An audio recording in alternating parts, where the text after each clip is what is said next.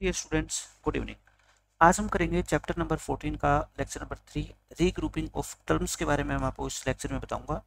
जब तक आप पहले दोनों लेक्चर्स अच्छे से नहीं देखोगे, आपको फैक्टराइज करना नहीं आएगा, तो फिर आज के लेक्चर को देखना बेकार है, क्योंकि आज के लेक्चर के अंदर भी आपको फैक्टर बनाने हैं, कॉमन लेने हैं।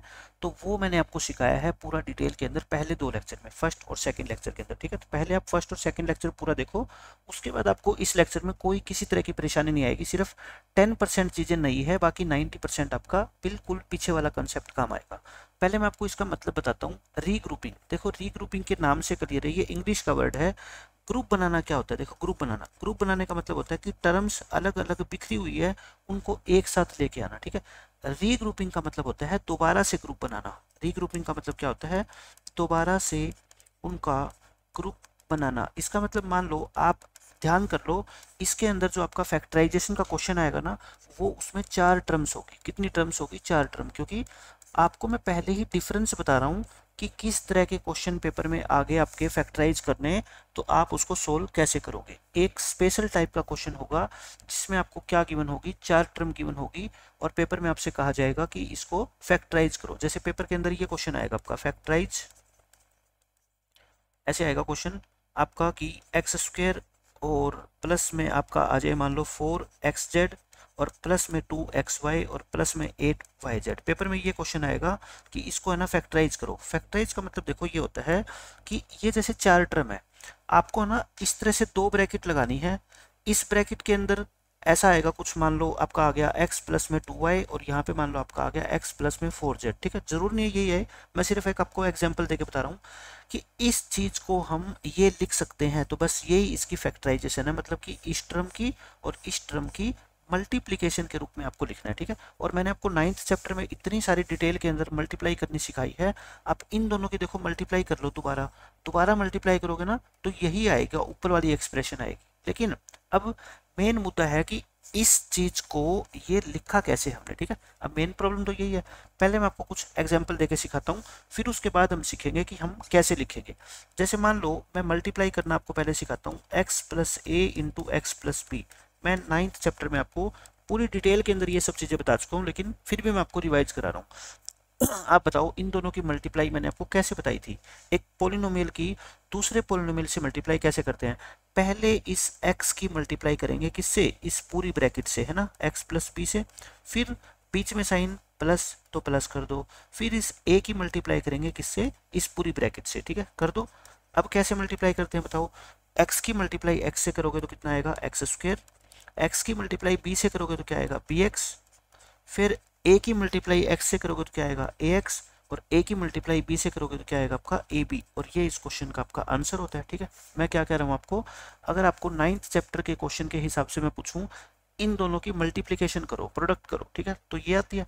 9th चैप्टर में और 14th चैप्टर में फर्क क्या है? सिर्फ इतना सा है, वहां पे आपको इन दोनों की मल्टीप्लाई करने को कहा जाता है। ठीक है, और यहाँ पे मल्टीप्लाई करने के बाद जो आंसर आएगा ना, वो ये दे देगा और कहेगा इसको दोबारा से ये लिखो। ठीक है, उल्टा है, यानी कि कहने का मतलब ये है, जैसे 16 का स्क्वायर रूट कितना होता है? 4। और आपसे कह दे कि 4 का स्क्वायर बताओ, तो आपको दोबारा बताना पड़ेगा कितना होता है? 16, यानी कि रिवर्स क्वेश्चन हो गया। अब मैं आपको समझाता हूँ कि पेपर में क्वेश्चन आपके कैसे आएगा। पेपर में क्वेश्चन आएगा factorise X square plus B X plus A X plus A B. मैंने इसी टर्म को, इसी एक्सप्रेशन को दोबारा लिखा है। ठीक है, इसको क्या करो? फैक्टराइज करो। देखो कितनी टर्म है? 1 2 3 4, 4 टर्म है। 4 टर्म को जब भी फैक्टराइज करना क्वेश्चन में आ जाए, तो आज के लेक्चर को देख लेना आप, 3rd लेक्चर। उसके बाद आपको कोई भी 4 टर्म वाली एक्सप्रेशन के फैक्टर निकालने बहुत आसानी से आ जाएंगे। ठीक है, अब इसमें क्या करना है? देखो, रीग्रुपिंग। रीग्रुपिंग का मतलब होता है, ये 4 टर्म है, ये चारों टर्म कहती है हम जो है ना, हमारे को पेयर में बांट दो, यानी कि 2 पेयर बना दो। हमारे 2 टर्म एक पेयर के अंदर आ जाएगी और बाकी 2 टर्म दूसरे पेयर में आ जाएगी। अब आपको कई क्वेश्चंस में ये देखना पड़ेगा कि कौन सी 2 टर्म एक साथ आएगी। वो 1-2 क्वेश्चन है, मैं आपको समझा दूंगा बहुत आसानी से, कोई बड़ी प्रॉब्लम नहीं है। ठीक है, इनमें मैं कहता हूँ पहली 2 टर्म्स का पेयर बना लो, और इन 2 टर्म्स का क्या बना लो? पेयर बना लो। ठीक है, बना दिया हमने पेयर। उसके बाद आपको क्या करना है? इस टर्म में से आपको कॉमन लेना है। आप मेरे को बस ये बता दो, X square plus B X. आप सिर्फ इसके ऊपर ध्यान करो, इसको भूल जाओ। ठीक है, इसके फैक्टर कैसे बनाते थे? आप कहोगे जी कॉमन लेते थे, यहाँ पे x है, यहाँ पे एक्स स्क्वायर है, तो क्या कॉमन आ गया x। तो बताओ कॉमन के बाद ब्रैकेट लगाते हैं और फिर डिवाइड करते हैं। एक्स स्क्वायर को x से डिवाइड करोगे x, इसको करोगे x से x कट के क्या बच गया b। सेम यही काम यहाँ पे करना है, कॉमन लो x, तो यहाँ पे क्या बचेगा x और यहाँ पे क्या बचेगा b। जो काम आपने यहाँ पे किया वही सेम काम आप यहाँ पे करोगे, प्लस का साइन लगा दो, ठीक है। देखो ax प्लस ए बी, मैं कहूँ आपसे कि ax प्लस ए बी के फैक्टर बनाओ, तो आप क्या करते हैं, दोनों में कॉमन क्या है बताओ, a कॉमन ले लो, क्या बच गया यहाँ से x और यहाँ से क्या बचेगा आपका b। तो a कॉमन ले लो और यहाँ से क्या बच गया x और यहाँ से क्या बच गया b, ठीक है। अब इसके आगे का प्रोसेस मैं आपको बताता हूँ। ये दो फैक्टर बन गए, एक तो ये वाला पूरा फैक्टर बन गया, एक ये वाला। आप मेरे को ये बताओ क्या इन दोनों फैक्टर्स में आपको कुछ कॉमन टर्म नजर आ रही है, मतलब कि कुछ सेम चीज नजर आ रही है। आप कहोगे जी बिल्कुल, ये x प्लस बी यहाँ पे भी है और ये x प्लस बी यहाँ पे भी है, ठीक है। बस इतनी सी नजर आपको रखनी है कि कॉमन कुछ आ रहा है क्या, और 100% आएगा अगर आपने क्वेश्चन को सही सोल्व किया तो, ठीक है। फिर जो ये कॉमन फैक्टर है ना, इसको एक बार लिख दो, इसको एक बार लिख दो और इसके साथ साथ एक ब्रैकेट और लगा दो। और इस ब्रैकेट के अंदर क्या लिखना है, इस फैक्टर के अलावा यहाँ पे क्या बचा हुआ है बताओ, x लिख दो। इस फैक्टर के अलावा यहाँ पे क्या बचा हुआ है, a लिख दो। बीच में साइन कौन सा डालना है, प्लस का, और बस यही आपका क्या आ गया आंसर। देखो यही तो आना था, x प्लस ए इंटू एक्स प्लस बी, अपना भी क्या आया, x प्लस ए इंटू एक्स प्लस बी। आगे पीछे करके लिख दो, कोई फर्क नहीं पड़ता, x प्लस ए इंटू एक्स प्लस बी लिखो, या फिर x प्लस बी को पहले लिख दो इंटू एक्स प्लस ए को, क्योंकि है तो क्या दोनों की मल्टीप्लीकेशन। 2 इंटू 3 लिखो चाहे 3 इंटू 2 लिखो, बात तो क्या है, बराबर ही है, ठीक है।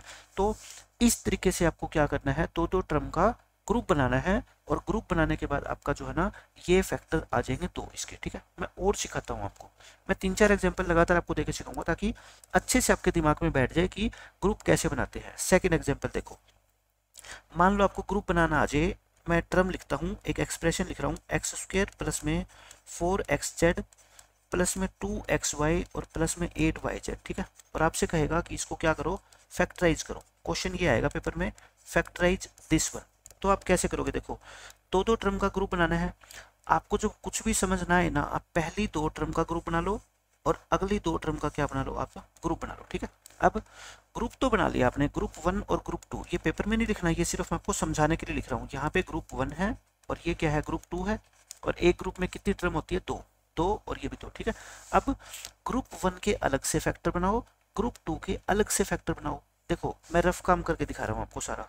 X square plus 4xz group 1 को लिख दिया, इसके फैक्टराइज करने आप तो कैसे करते हो आप, दोनों में कॉमन क्या है बताओ, x कॉमन आ रहा है, ले लो ब्रैकेट लगाओ, एक्स स्क्वायर को x से डिवाइड करोगे x, यहाँ पे x से x कटेगा, क्या बच गया 4z। वही काम आपको यहाँ पे करना है, x कॉमन लो, अंदर क्या बच गया आपका x प्लस में 4z प्लस, ऐसे ही ये वाला ग्रुप लिख दो, क्या है 2xy और प्लस में 8yz। आप मेरे को बता दो इसके फैक्टर कैसे बनाते थे, एक तो 2 और 8 में से क्या कॉमन आ रहा है आपको 2, एक y दोनों में है तो y कॉमन आ गया, बाकी कुछ भी कॉमन नहीं आ रहा, क्योंकि x इसमें है इसमें नहीं है, z यहाँ पे है यहाँ पे नहीं है, ठीक है। तो बस कॉमन लेने के बाद क्या करते हैं, डिवाइड करते हैं, 2 से 2 कट गया, y से y कट गया, क्या बच गया यहाँ पे x, 8 को 2 से डिवाइड करोगे 4, y से y कटेगा, क्या बचेगा z। तो इसके फैक्टर क्या बन गया आपके 2y और x प्लस में 4z।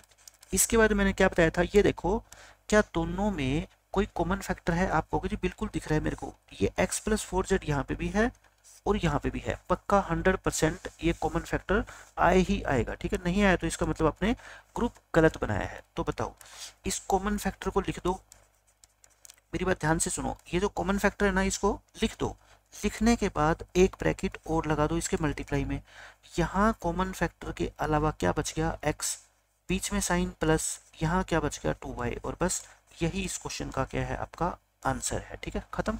इसके बाद मैं आपको थर्ड एग्जाम्पल देता हूँ, मैं इतने एग्जाम्पल देके आपको समझा दूंगा कि आपको कोई प्रॉब्लम आएगी नहीं इस टॉपिक के अंदर। फैक्टराइज आपको पेपर में लिखा आएगा, फैक्टराइज एक्स स्क्वायर, और मान लेता हूँ मैं आपको एग्जाम्पल दे देता हूँ, एक्स स्क्वायर प्लस में, या माइनस का एग्जाम्पल दे देता हूँ आपकी बार, माइनस के 3zx और प्लस के 3xy और माइनस के 9yz। मैंने आपको ये एग्जाम्पल दिया और मैं कहता हूँ इसके फैक्टर बनाओ। आप कहोगे जी फैक्टर बनाने के लिए पहले हमें क्या बनाने पड़ेंगे, ग्रुप। मैं कहता हूँ कुछ भी समझना है ना तो पहली दो टर्म का आप क्या बना लो, ग्रुप बना लो, ठीक है। इसको हम क्या नाम देंगे, ग्रुप 1, इसको हम क्या देंगे नाम, ग्रुप 2। ये आपको सिर्फ मैं समझाने के लिए लिख रहा हूँ, एग्जाम में ऐसा कुछ आपको लिखना नहीं है, ठीक है। लिखना भी चाहते हो तो रफ में लिख लेना, ठीक है। एग्जाम में सिर्फ आपको सीधा क्या लगाना है, इक्वल का साइन। ग्रुप 1 के फैक्टर अलग बनाओ, ग्रुप 2 के फैक्टर अलग बनाओ। फैक्टर कैसे बनाते हैं आप मेरे को बताओ, इन दोनों में क्या कॉमन है, आप कहोगे जी x कॉमन है बस, ठीक है। x कॉमन लेने के बाद यहाँ क्या बचेगा x, यहाँ x से x कट जाएगा, क्या बचेगा 3z। और इधर इन दोनों में क्या कॉमन है बताओ, 3 और 9 में से क्या कॉमन है, आप कहोगे जी 3 कॉमन है ना, 3 कॉमन है। और उसके अलावा y कॉमन है, y ले लो, ब्रैकेट लगा दो। देखो यहाँ पे 3 से 3 कट गया, y से y कट गया, क्या बच गया x। यहाँ 9 को 3 से डिवाइड करोगे 3, और y से y कट गया, क्या बच गया z। इसके बाद आपको क्या देखना होता है, दोनों टर्म्स में कॉमन। आप कहोगे जी x माइनस 3z यहाँ पे भी है और x माइनस 3z यहाँ पे भी है, तो बस क्वेश्चन खत्म। इस कॉमन फैक्टर को लिख दो। इसके अलावा क्या बच गया, यहाँ पे x बच गया, यहाँ पे प्लस में 3y बच गया, और यही आपके इस क्वेश्चन का क्या है, आंसर है, ठीक है। इस तरीके से हमारे को फैक्टराइजेशन करनी है। अगर पेपर में आपकी 4 टर्म्स आए तो दो दो का क्या बनाना है, आपको ग्रुप बनाना है, ठीक है। एक क्वेश्चन मैं आपको और समझा देता हूँ, एग्जाम्पल देखे। एग्जाम्पल नंबर 4 आपको लिखाएगा, ये सारे के सारे एग्जाम्पल आपको अपनी नोटबुक में नोट करने हैं, ताकि जब भी आप इस चैप्टर की रिवीजन करो ना तो ये पहले पढ़ो, ताकि आपको सारी की सारी बातें क्या है समझ आ जाए। आपको कहेगा factorise ax plus bx plus ay plus by। इसके आपको क्या कहेगा, फैक्टर करने के लिए बोलेगा एग्जामिनर। सॉल्यूशन करो, मैं कहता हूं हम क्या बनाएंगे, ग्रुपिंग करेंगे इसकी, ठीक है। ये क्या है, ग्रुप 1 है, और ये क्या है आपका ग्रुप 2 है। आप बताओ, इक्वल का साइन लगाओ। ग्रुप 1 के अलग से फैक्टर बना के आप मेरे को दिखा दो बस रफ में। ax प्लस में bx के कॉमन क्या है दोनों में, x बाहर कॉमन ले लो। यहाँ क्या बचेगा a और यहाँ क्या बचेगा b, तो बस यही सेम चीज यहाँ पे लिख दो आप। फिर इसी तरह से मेरे को ग्रुप बी के फैक्टर बना के दिखाओ। ग्रुप 2 के ay प्लस बी वाई, आप कहोगे जी y कॉमन आ रहा है स्पष्ट रूप से, ठीक है। यहाँ क्या बच गया a, यहाँ क्या बच गया b, तो प्लस y और इंटू a प्लस b। अब मैंने इसके बाद क्या बताया, इन दोनों टर्म्स में देखो ये a प्लस बी और a प्लस बी दोनों जगह है, तो इसको लिख दो a प्लस बी को। फिर क्या करो, ब्रैकेट लगाओ। यहाँ पे इस a प्लस बी के अलावा क्या बच गया x, यहाँ पे क्या बच गया प्लस y, और यही इस क्वेश्चन का आपका आंसर है, ठीक है। तो मैंने 4 एग्जाम्पल आपको देके समझा दिए कि ग्रुप हम कैसे बनाते हैं और ग्रुप बनाने के बाद फैक्टराइज कैसे करते हैं, ठीक है। एक तो ये बात थी, आपको इतनी सी बात समझ आनी चाहिए। एक मैं आपको नई बात और बताना चाहता हूँ। पहले मैं आपको सिंपल एग्जाम्पल देता हूँ कहानी के थ्रू, फिर आपको समझ आ जाएगी मेरी बात। देखो, टीचर ने एक बच्चे को कहा कि 3 - 2 लिखो। क्या लिखो बोर्ड पे, 3 - 2 लिखो। लिखने के बाद इसका सॉल्यूशन करो। एक बच्चा आया, उसने 3 - 2 लिख दिया और कहा कि मैडम 3 - 2 का आंसर कितना है, 1 है, ठीक है। टीचर ने कहा कि ठीक है, ओके है, करेक्ट, ठीक है। फिर मैडम ने कहा कि दूसरे बच्चे को अब आप आओ और आप सेम चीज लिख के दिखाओ, लेकिन उस बच्चे ने गलती से 3 - 2 को 2 - 3 लिख दिया। क्या लिख दिया, 2 - 3। अब दूसरे बच्चे ने कहा टीचर से कि मैडम इसने तो गलत लिख दिया। अब मैडम ने उसको पनिशमेंट देने के इरादे से कहा आपको कुछ भी इरेज नहीं करना है, ठीक है। जो लिख दिया वो लिखा रहने दो, आप अपनी गलती को ठीक करके बताओ। ठीक कैसे करोगे, अब उस बच्चे में देखो इरेज कुछ भी नहीं करना, कटिंग नहीं करनी, ठीक है। वो अपनी गलती को कैसे सुधारेगा आपको भी सुधारनी आ जाएगी। ब्रैकेट लगाएगा वो बच्चा और बाहर क्या करेगा, माइनस का साइन लगा देगा, ठीक है। मतलब कि 3 - 2 की जगह अगर उसने 2 - 3 लिख दिया, उल्टा करके लिख दिया, तो बाहर क्या लगा दो, माइनस का साइन। देखो आंसर कितना आना चाहिए, 1। देखें 1 आ रहा है क्या, 2 में से 3 माइनस करते हैं तो कितना आता है, -1, और माइनस माइनस क्या हो जाएंगे, प्लस। तो इसका आंसर भी कितना आ गया, 1। और टीचर यही तो चाहता था कि आंसर तो 1 ही आना चाहिए, लेकिन उसको कुछ भी इरेज नहीं करना है, बल्कि कुछ और ऐड कर सकता है। तो इसने बाहर माइनस का साइन लगा दिया और अपनी गलती को ठीक कर लिया। तो मैं आपको ये कहता हूँ, अगर कहीं आपको a - b लिखने को कहा जाए, ठीक है, लेकिन आपने गलती से क्या लिख दिया इसको, b - a, तो गलती को कैसे सुधारोगे आप कहोगे जी बाहर क्या लगा दो, माइनस का साइन लगा दो, ठीक है। बस इतना ही तो है। अब मैं कहता हूं आपको, अगर आपने x - 3y लिखना था और उल्टा लिख दिया, यानी कि 3y - x लिख दिया आपने, आप कहोगे जी कोई बात नहीं, बाहर क्या लगा दो, माइनस का साइन लगा दो, सुधार दी गलती।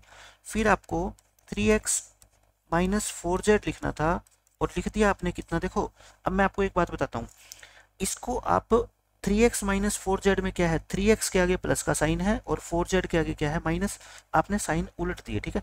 3x के आगे क्या लगा दिया आपने माइनस और 4z के आगे क्या लगा दिया प्लस, एक ही बात है वो भी जो मैं आपको समझा रहा हूँ, ठीक है। अब भी क्या लगा दो आप, माइनस का साइन लगा दो, अब भी आपकी गलती क्या हो जाएगी, ठीक होएगी। क्यों, मैं ऐसा क्यों करता हूँ, देखो जब माइनस से मल्टीप्लाई करते हो ना अंदर, तो सारे साइन क्या हो जाएंगे चेंज, माइनस है तो ये क्या हो जाएगा प्लस, और ये प्लस है तो क्या हो जाएगा माइनस। तो देखो यही चीज तो आगे दोबारा है ना, मतलब कि गलती आपकी ठीक हो गई। एक आपको ये बात मेरी बहुत अच्छे से समझनी है कि माइनस का साइन आपको कब लगाना है, जब आपसे कोई गलती हो जाए तो। एक मैं आपको एग्जाम्पल देके आपको समझाता हूँ कि यहाँ मैं ये चीज आपको क्यों बता रहा हूँ कि माइनस का साइन ऐसे हम लगाते हैं। आपको मैंने कह दिया x into Y minus 3z और प्लस के मान लो y into minus Y plus 3z। ये फैक्ट रीग्रुपिंग करने के बाद ये दो फैक्टर आ गए, ठीक है। ये पहले ग्रुप के फैक्टर है और ये दूसरे ग्रुप के फैक्टर है। मैंने क्या बताया था, इसके बाद आपको क्या ढूंढना होता है, इन दोनों में, इसमें और इसमें क्या कोई कॉमन है। बच्चा गलती से ये कह देगा कि सर ये और ये दोनों एक जैसे हैं, लेकिन मैं कहता हूँ ये एक जैसे नहीं है। क्यों, यहाँ पे y के आगे प्लस का साइन है, यहाँ पे माइनस का साइन है। यहाँ 3z के आगे माइनस का साइन है, यहाँ 3z के आगे प्लस का साइन है। तो बताओ सेम थोड़े हुए, ये तो क्या है, बिल्कुल एक दूसरे के ऑपोजिट है। लेकिन एक बच्चा कहेगा जी मुझे पता है ये गलती को मैं कैसे सुधार सकता हूँ, मतलब कि मुझे ये चाहिए सेम y माइनस 3z, लेकिन लिखा हुआ यहाँ पे ये है। तो आप कहोगे हमने सीखा हुआ है कि अगर बाहर के साइन को चेंज कर दें, यानी कि प्लस है तो क्या कर दो, अगर माइनस कर दो तो इसको इस जैसा हम लिख सकते हैं, क्या, y माइनस 3z। समझ गए आप, y माइनस 3z। अब दोनों में क्या बन गया आपका, कॉमन बन गया। और कॉमन बनने के बाद y माइनस 3z लिखो, ब्रैकेट लगाओ, यहाँ क्या बच गया आपका x और यहाँ क्या बच गया आपका माइनस के y, और ये इस क्वेश्चन का आंसर है, ठीक है। तो ये सारी बातें मैंने आपको समझा दी। जो आज के जो 6 क्वेश्चन हम सोल्व करने वाले हैं रीग्रुपिंग के, उसके अंदर आपकी हर चीज ये काम आने वाली है, ठीक है। अब हम करते हैं क्वेश्चन।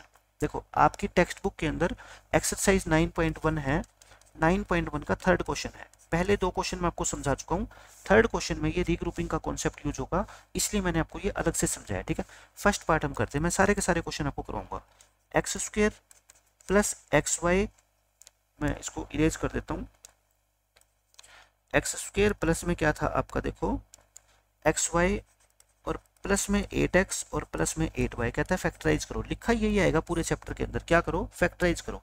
तो करते हैं, ग्रुप बनाते हैं। पहले इन दोनों का ग्रुप बना दे, ग्रुप 1, और फिर इन दोनों का ग्रुप बना दो, ग्रुप 2। पेपर के अंदर आपको ऐसा कुछ नहीं लिखना, ठीक है। अगर आप लिखना चाहते हो तो आप रफ में कर लेना पहले काम, और फिर ये बस इतना काम यहाँ पे करना है, ठीक है। ग्रुप 1 के फैक्टर बनाओ अलग से। आप सब बच्चे जानते हो इन दोनों में क्या कॉमन है, x कॉमन है, तो x से डिवाइड करोगे एक्स स्क्वायर को तो x बचेगा, यहाँ पे x से x कटेगा, क्या बचेगा आपका y। इन दोनों में देखो क्या कॉमन है, कोई भी बच्चा आसानी से बता देगा, 8 कॉमन है ना, 8 कॉमन ले लो। यहाँ से क्या बचेगा बताओ, x, यहाँ पे 8 से 8 कटेगा, क्या बचेगा y। दोनों ग्रुप के अलग अलग फैक्टर बनाने के बाद आपको क्या ढूंढना होता है, दोनों में कॉमन। ये x प्लस वाई यहाँ पे भी है और यहाँ पे भी है, ठीक है। तो लिख दो इसको कॉमन को, फिर क्या लगाओ, ब्रैकेट लगाओ। यहाँ पे x प्लस वाई के अलावा क्या बच गया, x लिख दो। यहाँ पे क्या बच गया, प्लस का 8, तो ये भी लिख दो। और ये आपका क्या आ गया, आंसर आ गया, ठीक है। कोई मुश्किल नहीं आई थिंक। अब देखो सेकंड क्वेश्चन, लगातार 6 क्वेश्चन मैं आपको समझाऊंगा तो आपको मुश्किल लगेंगे नहीं, सारे के सारे क्वेश्चन आसानी से कर लोगे। सेकंड क्वेश्चन में है 15xy माइनस के 6x प्लस 5y माइनस के 2, ये करें। अब देखो इसके हम क्या बनाएंगे, वही ग्रुप बनाएंगे। मैं क्या करता हूँ, इसका एक ग्रुप बना लेता हूँ, इसका क्या बना लो आप, ग्रुप 1, और इसको आप क्या बना लो, ग्रुप 2 बना लेते हैं, ग्रुप 2 बना लो। अब हम क्या करेंगे, इन दोनों के अलग अलग फैक्टर करेंगे। ग्रुप 1 के फैक्टर करके दिखाओ, ग्रुप 2 को भूल जाओ, अपने दिमाग से ही निकाल दो, ठीक है। इन दोनों में कॉमन क्या है, देखो 15 और 6 में कॉमन क्या है, 3, क्योंकि 3 दोनों को डिवाइड करता है, और एक x भी कॉमन है, तो 3x क्या ले लो कॉमन। कॉमन लेने के बाद आप क्या करते हैं, हर एक टर्म को डिवाइड। 15xy को 3x से डिवाइड करो, x तो कटेगा, ठीक है, और 15 को 3 से करोगे तो कितना आएगा 5, और यहाँ कितना बच जाएगा आपका y। ये x कट गया, 6 को 3 से डिवाइड करो, कितना आ गया 2। अब आप मेरे को बताओ दूसरे ग्रुप के फैक्टर क्या हो गए। आप कहोगे जी इसमें से तो कुछ भी कॉमन है ही नहीं। जब कुछ भी कॉमन नहीं होता तो क्या लिखते हैं बाहर 1, क्योंकि HCF 1 तो होता ही है, ठीक है। इंटू 5y-2, क्योंकि 1 से मल्टीप्लाई करने पे आप मेरे को बताओ कोई फर्क पड़ा क्या? आप कहोगे जी बिल्कुल नहीं पड़ा। अब इसके बाद हम क्या ढूंढते हैं, दोनों में कुछ ना कुछ कॉमन। आप कहोगे जी कॉमन ये दिख रहा है क्लियरली 5y-2, तो दिख रहा है तो मैं कहता हूँ लिख दो इसको 5y-2 को, फिर ब्रैकेट लगाओ। यहाँ पे 5y-2 के अलावा क्या बच गया 3x, यहाँ पे क्या बच गया प्लस का 1, बस यही इस क्वेश्चन का आंसर है। ठीक है, तो यहाँ पे अगर ये 1 ना लिखोगे तो फिर यहाँ पे कंफ्यूज हो जाओगे आप कि यहाँ क्या लिखें। तो मेरी बात याद रखो, जब भी कुछ कॉमन नहीं आता तो आप बाहर क्या लिखोगे 1 लिखोगे, 1 इंटू ये सेम नंबर, बस खत्म। अब देखो थर्ड पार्ट में आपका जो है क्या कहता है, फैक्टराइज करने हैं सभी क्वेश्चंस के, ax plus bx minus ay minus by। अब देखो इसके अंदर क्या है, दो टर्म के आगे प्लस का साइन है और दो टर्म के आगे माइनस का साइन है। मैं कहता हूं अगर इस क्वेश्चन को बिल्कुल आसान बनाना चाहते हो ना, तो एक प्लस और एक माइनस के साइन को आपस में मिला लो। ठीक है, और ऐसे को मिलाओ जिसमें साइन तो हो ही, एक के आगे प्लस एक के आगे माइनस, लेकिन कुछ ना कुछ कॉमन भी हो। आप कहोगे जी ax को तो आप ax ही लिखो एक बार तो, ठीक है, पहली टर्म को तो ऐसे लिख लो। अब इस ax के साथ मेरे को एक माइनस वाली टर्म चाहिए, ठीक है, क्योंकि ये खुद प्लस का है। तो अगर मैं इसको मिलाऊं इसके साथ तो कुछ भी कॉमन नहीं आएगा, है ना। ये ax है और ये by है, कुछ भी कॉमन नहीं है। तो आप कहोगे जी फिर क्या हो गया, ये मिला लो, बस इतनी बात अगर आपने सोच ली तो आपका क्वेश्चन खत्म। इन दो को मिला दिया तो बाकी दोनों को मिला दो, प्लस का bx है और माइनस का क्या है आपका by है। अब क्या करने हैं आपको, दो ग्रुप बनाने हैं, बन गए ग्रुप। पहले दोनों के आप क्या बना दो ग्रुप 1, और इसको क्या दे दो आप नाम ग्रुप 2। अब बताओ ग्रुप 1 के फैक्टर बनाओगे, क्या कॉमन है दोनों में a, यहाँ से क्या बच गया x माइनस वाई, इनमें क्या कॉमन है b, और यहाँ से क्या बच गया x माइनस वाई, और इन दोनों में क्या कॉमन दिखाई दे रहा है देखो आपको x माइनस वाई, और कॉमन है तो मैं कहता हूँ लिख दो और ब्रैकेट लगा दो। यहाँ पे x माइनस वाई के अलावा क्या बच गया a, और यहाँ पे क्या बच गया प्लस b, और यही इस क्वेश्चन का आपका आंसर है। ठीक है, यानी कि x माइनस वाई इंटू ए प्लस बी। बहुत अच्छा क्वेश्चन था, इस तरीके से आप सारे क्वेश्चन को सोल्व कर सकते हैं। अब देखो क्वेश्चन नंबर 4। क्वेश्चन नंबर 4 में फिर से हम क्या करेंगे, रीग्रुपिंग करेंगे। देखो 15 PQ जैसा गिवन है वैसा लिख लो, प्लस 15 प्लस 9Q और प्लस 25P। इसमें देखो एक गड़बड़ी होगी, अगर आपने पहली दो टर्म का, मैं आपको एक बार रफ में करके दिखाता हूँ, ठीक है, क्योंकि मैंने अभी तक आपको कौन से क्वेश्चन करवाए हैं लगभग जिसमें पहली दो टर्म का ग्रुप बन जाता है और लास्ट की दो टर्म का ग्रुप बन जाता है। ठीक है, उसमें तो कोई मुश्किल आती नहीं। लेकिन अगर यहाँ पे आपने मान लो इन दोनों टर्म का ग्रुप बना दिया और इनका ग्रुप बना दिया, फैक्टर बनाना, इन दोनों में क्या कॉमन है बताओ, 15 कॉमन है, ले लिया।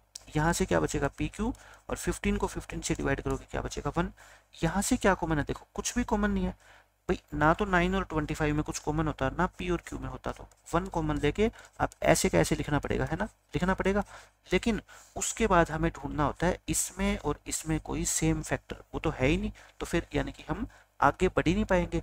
इसलिए हम इस क्वेश्चन में ऐसा नहीं करेंगे कि पहली दोनों टर्म को अलग कर दें और बाकी दोनों को अलग कर दें। ठीक है, ऐसा तो नहीं करेंगे, क्यों, इससे तो फिर हमारे फैक्टर ही नहीं बन रहे।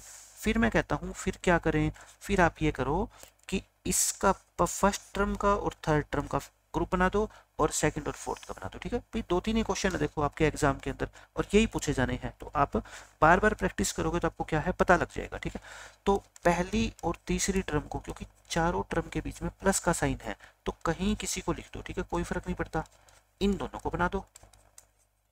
बस इतना आपने सोच लिया ना, अब आपका क्वेश्चन हो गया सोल्व। पहली दोनों टर्म का आपने इनका ग्रुप बना दिया, अब लो आप क्या कॉमन बताओ कितना आएगा, 15 और 9 में से कॉमन कितना आता है 3, और PQ और Q में से कॉमन क्या आता है Q, है ना, Q दोनों में है। यहाँ 15 को 3 से डिवाइड करोगे 5, Q से Q कट गया, क्या बच गया P। यहाँ Q से Q कटेगा, 9 को 3 से डिवाइड करोगे कितना बचेगा 3। अब इन दोनों में से कॉमन बताओ कितना आएगा, इन दोनों में से आप कहोगे जी कॉमन आएगा आपका 5, है ना, 5 ही आएगा बस, बाकी तो है ही नहीं। 15 को 5 से डिवाइड करोगे 3, 25 को 5 से डिवाइड करोगे 5, और P का P बचेगा। ठीक है, अब आप मेरे को बताओ क्या इन दोनों में कुछ कॉमन है, ये और ये क्या सेम है क्या, आप कहोगे जी सेम ही है, आगे पीछे करके लिखा हुआ है, इसको 3 को पहले लिख दिया 5P को बाद में, प्लस में तो लिख सकते हैं ना, तो ये दोनों सेम ही है, तो यानी कि 5P प्लस 3 लिख दो और ब्रैकेट लगाओ। यहाँ पे 5P प्लस 3 के अलावा क्या बच गया 3Q, यहाँ पे क्या बच गया +5, तो +5 लिख दो, और ये आपके इस क्वेश्चन का आंसर है। ठीक है, इस क्वेश्चन में नई बात क्या है, पहली दो टर्म को आप ग्रुप के अंदर नहीं रख सकते, फर्स्ट और थर्ड को और सेकंड और फोर्थ को, ठीक है। अब देखो क्वेश्चन नंबर 5, और अगर आपको नहीं भी पता लगे कि हमें कैसे पता लगेगा, तो जैसे ही देखो आप सोल्व करना स्टार्ट करोगे यहाँ पे पहुंच जाओगे, इसके अलावा आप कुछ नहीं कर सकते। तो इसका मतलब आप समझ जाना कि हमने ग्रुप बनाने के अंदर क्या कर दी, गलती कर दी। अब उस गलती को आपको सुधारना है, ठीक है। अब देखो 5th question, z -7 plus 7xy और माइनस के xyz, ये बहुत आसान क्वेश्चन है। इसके अंदर आप क्या कर सकते हो, देखो पहले मान लो आपको कुछ भी पता नहीं लग रहा, आप क्या करो, पहली दोनों टर्म का ग्रुप बना लो और अगली दोनों टर्म का ग्रुप बना लो। लेकिन अगर अगली दोनों टर्म का आप ग्रुप बनाते हो तो देखो आपका क्या बनेगा, पहली दोनों टर्म का ग्रुप बना लो तो z -7 ही बन गया, है ना। इनमें क्या कॉमन आ रहा है इस ग्रुप के अंदर, यहाँ तो 1 लिख दो आप, क्योंकि कुछ कॉमन नहीं आ रहा तो 1 लिख दो। यहाँ पे क्या कॉमन आ रहा है आप मेरे को बताओ, x y दोनों में है, लिख दो। यहाँ से क्या बच गया 7 और यहाँ से क्या बच गया z। अब कॉमन लेने के बाद आप मेरे को बता दो कि क्या करते हो, आप ये देखते हो कि क्या इन दोनों में कुछ ना कुछ कॉमन है, ये दोनों सेम है क्या। मैं कहता हूँ ये सेम तो मेरे को नहीं नजर आ रही है ना, क्यों, ये z के आगे माइनस प्लस का साइन, यहाँ z के आगे माइनस, ये 7 के आगे माइनस और यहाँ 7 के आगे प्लस। तो फिर क्या करते हैं हम, मैंने आपको बताया था अगर अपनी गलती को ठीक करना है तो इस साइन को चेंज कर दो और इसको क्या लिख दो, 7 माइनस जेड को उल्टा करके लिख दो क्या, z -7। अब तो दिख गया ना कॉमन, अब तो आपको होगा जी कॉमन मिल गया, तो लिख दो z -7 कॉमन, ठीक है। यहाँ क्या बच गया 1 और यहाँ क्या बच गया xy, और ये इस क्वेश्चन का क्या है आंसर है, ठीक है। आई थिंक अब आपको ये चीज समझ आ गई होगी। तो कॉमन आपको जो है ना किस तरीके से लेना है मैंने आपको सारे बता दिए 5 क्वेश्चन के जरिए। अब एक हमारा जो है ना टेक्स्ट बुक के अंदर है एग्जाम्पल नंबर 3, पहले 2 एग्जाम्पल मैं आपको करवा चुका हूँ, ठीक है। बोर्ड के एग्जाम में देखो आप ना एग्जाम्पल को छोड़ सकते ना अनसोल्व क्वेश्चन को, हाँ कुछ क्वेश्चन हम छोड़ के चलेंगे, लेकिन ये नहीं है कि सारे के सारे एग्जाम्पल को छोड़ो, क्योंकि बोर्ड में जो एनसीईआरटी की एक्सरसाइज के क्वेश्चन होते हैं ना, जितनी उनकी इंपॉर्टेंस है उससे कहीं ज़्यादा इंपॉर्टेंस एग्जाम्पल की होती है। आप मेरी ये बात याद रखना, ठीक है। एग्जाम्पल ज़्यादा पूछे जाते हैं, मोर देन 50%। इनको आपको फैक्टराइज करना है। कितनी टर्म है बताओ, ये 4 टर्म है। जब भी 4 टर्म आ जाए ना, आप मेरी बात याद रखना कि सर ने बताया हुआ है कि उनको क्या करेंगे, ग्रुप बना के सोल्व करेंगे, ठीक है। बना लेते हैं, इनका एक ग्रुप बना लो और इनका दूसरा ग्रुप बना लो, बना देते हैं हम ग्रुप 2। पहले ग्रुप के फैक्टर बना के दिखाओ आप मेरे को कि फैक्टर क्या होंगे। देखो 6 और 4 में से कॉमन क्या आता है 2, और एक x है यहाँ पे नहीं है, y यहाँ पे दोनों में है, तो 2y कॉमन आ गया। फिर बताओ ब्रैकेट लगाओ, यहाँ पे 6 को 2 से डिवाइड करोगे 3, y से y कटेगा, क्या बच गया x, है ना। यहाँ पे 4 को 2 से डिवाइड करोगे 2 और y से y कट गया। यहाँ पे बताओ प्लस का साइन लगाओ, कॉमन क्या है बताओ, 6 और 9 में से क्या कॉमन आता है, सारे बच्चे बता देंगे 3 कॉमन होता है, ठीक है। अब बताओ 6 को 3 से डिवाइड किया 2, माइनस का साइन है ना ये वाला, 9 को 3 से डिवाइड करोगे 3 और x तो x बचेगा। अब प्रॉब्लम ये आती है कि इन दोनों में क्या ये फैक्टर सेम है, आपको देखना है, ठीक है। या तो ये सेम मिलेंगे और या फिर इस बाहर वाले साइन को क्या करना पड़ेगा आपको माइनस, ठीक है। अब ये सेम नहीं है, क्यों, यहाँ पे 3x के आगे प्लस का साइन है, यहाँ माइनस है, यहाँ 2 के आगे माइनस है, यहाँ क्या 2 के आगे प्लस है, मतलब सेम नहीं है। सेम बनाने के लिए आप क्या करते हैं बताओ, आप कहोगे जी ये जो +3 है ना इसको -3 कर दो बस, और इसको एज इट इज लिख दो, 3x - 2 करके लिख दो। अब तो बन गया ना सेम। सेम बनने के बाद इस सेम फैक्टर को लिख दो, ब्रैकेट लगाओ, यहाँ क्या बच गया 2y और यहाँ क्या बच गया -3, और ये इस क्वेश्चन का आपका आंसर है, ठीक है। तो आज के लेक्चर में मैंने आपको पूरी रीग्रुपिंग करनी सिखा दी कि पेपर के अंदर कैसे कैसे क्वेश्चन आएंगे और कितनी आसानी से हम उनको सोल्व कर सकते हैं। और ये मत समझना कि ये रीग्रुपिंग का कॉन्सेप्ट यहीं खत्म हो गया। अब एक्सरसाइज जब हम 3rd करेंगे ना, तो फिर से वहाँ पे जब हम करेंगे कि एक एक्सप्रेशन को दूसरी एक्सप्रेशन से डिवाइड करेंगे, तो ये रीग्रुपिंग का कॉन्सेप्ट फिर से आपका यूज होगा, ठीक है। मतलब कि ऐसे ऐसे क्वेश्चन वहाँ पे भी आएंगे। तो ये मत समझना कि 6 क्वेश्चन हमने रट लिए तो रीग्रुपिंग का कॉन्सेप्ट खत्म हो गया। आपको अच्छे से समझना है, कोई भी चीज को रटना नहीं है, ठीक है। आज के लेक्चर में हम इतना ही रखते हैं, मिलते हैं नेक्स्ट लेक्चर में, बाय बाय, टेक केयर।